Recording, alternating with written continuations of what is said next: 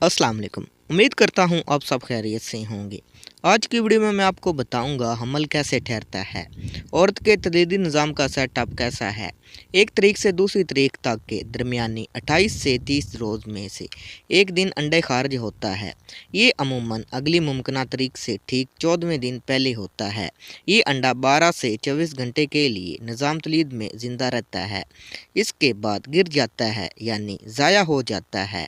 अगर किसी भी वजह से इन 24 घंटे में हम बिस्तरी ना की जाए तो बाकी तमाम माह में हमल होने का अमकान तकरीबन ना होने के बराबर होता है। हर माह में एक ख़ास दिन के 24 घंटे यानी सिर्फ एक दिन मुकम्मल जो हमल के लिए मौजू है, इसे ज़हन में रखें तो औरत के हिसाब से एक साल में सिर्फ 12 दिन हमल के लिए मौजू होते हैं।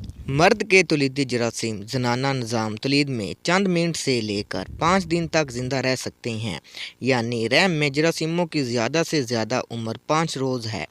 मुख्तलिफ तहकीक से साबित हुआ है कि ज़्यादातर हमल अंडे के अखराज से 1 या 2 रोज़ पहले किए गए मिलाप का नतीजा होता है। इस तहकीक में शामिल चंद हमल ऐसे भी थे जो अंडे के अखराज से 5 रोज़ पहले के मिलाप के नतीजे में वक़ा पज़ीर हुए।